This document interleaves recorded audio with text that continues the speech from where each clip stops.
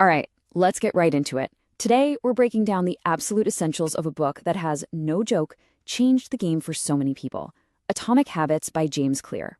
And it all boils down to the incredible, and I mean incredible, power of making tiny, almost invisible changes. You know the drill, right? It's January 1st, or maybe just a random Monday, and you decide, this is it. I'm going to start working out, I'm going to read more, I'm going to learn a language.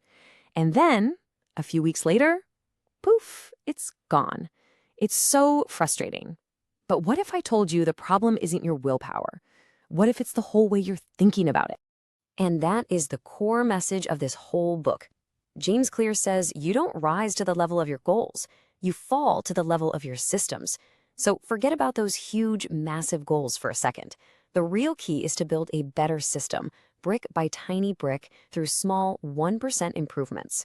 So what does that actually look like? Well, it's not about some overnight transformation. Think of it like compound interest, but for your life.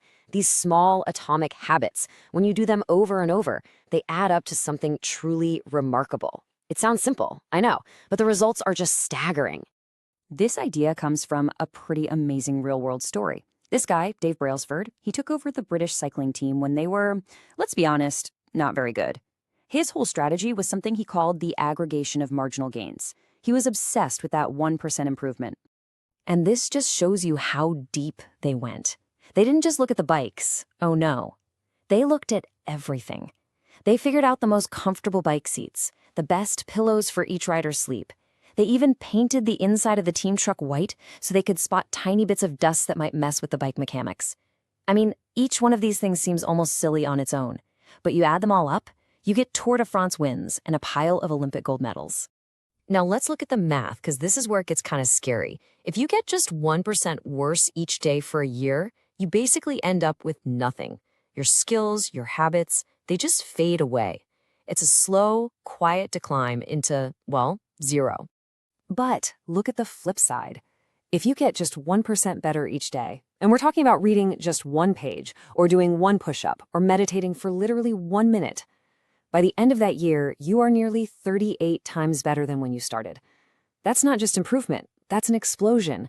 That's the power of atomic habits. Okay, so you're probably thinking, great, 1% better, I get it, but how do I actually do it? Well, the book gives us this beautifully simple, powerful framework. It's called the 4 Laws of Behavior Change. This is your toolkit.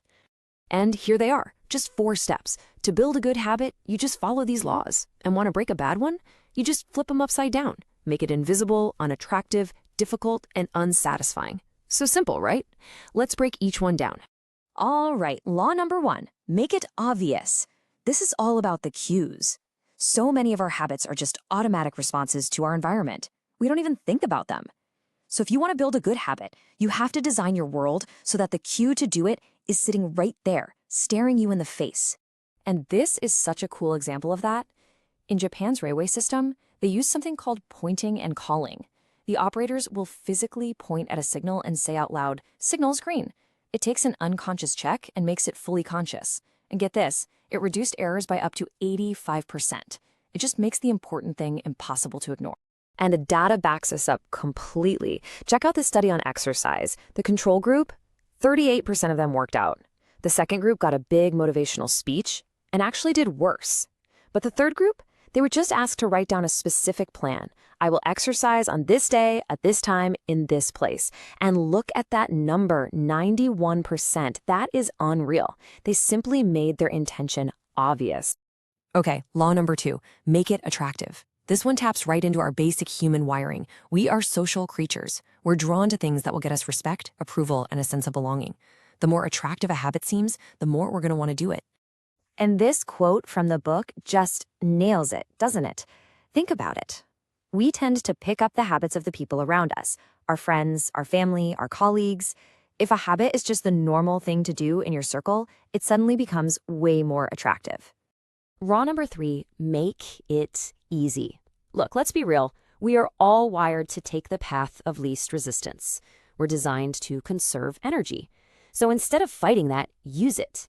The easier a habit is to get started, the higher the chance you'll actually do it. You want to make good habits the most convenient choice you have. And it can be this simple. You're just priming your environment for success. You want to run in the morning? Put your running shoes right by the bed. You want to draw more? Leave your sketchbook open on your desk. Want to eat healthier? Chop up your veggies the night before. Just remove those little bits of friction that stop you from starting. And that leads us to the final law, which is the glue that makes it all stick. Make it satisfying. Our brains love immediate rewards. So the first 3 laws, they get you to do the habit this time. But this 4th law, this is the one that makes sure you'll come back and repeat it next time. I absolutely love this story. There is this young stockbroker, Trent Dyersmid, who came up with this genius paperclip strategy. He started every day with 2 jars. One was full of 120 paper clips. The other was empty. After every single sales call he made, he'd move 1 paper clip over. It was this simple visual proof of his progress. It was satisfying, and it turned a boring task into a game he wanted to win. But here's where it all clicks into place. The 4 laws are the how. But this next idea, this is the why. Because the real goal isn't just to do a habit. It's to become a certain type of person. Real, lasting change is identity change. And this slide shows that shift perfectly. So many of us focus on the outcome. I want to run a marathon. But identity-based thinking flips that. The goal isn't the marathon. The goal is to become a runner. Every time you put on your shoes and go for a run, even a short one, you're casting a vote for that new identity. And that's really the holy grail. When a habit is just part of who you are, you're not even trying to change anymore. You're just being you. The pride you take in your identity becomes the powerful engine driving all your actions. Okay, we have covered a lot. The power of 1%, those 4 simple laws, and this huge idea about identity. So let's bring it all home. What can you do with this, right now? Don't try to change your whole life tomorrow. We already know that doesn't work. The secret, the real secret, is to start small. I mean, ridiculously small. So I have a question for you.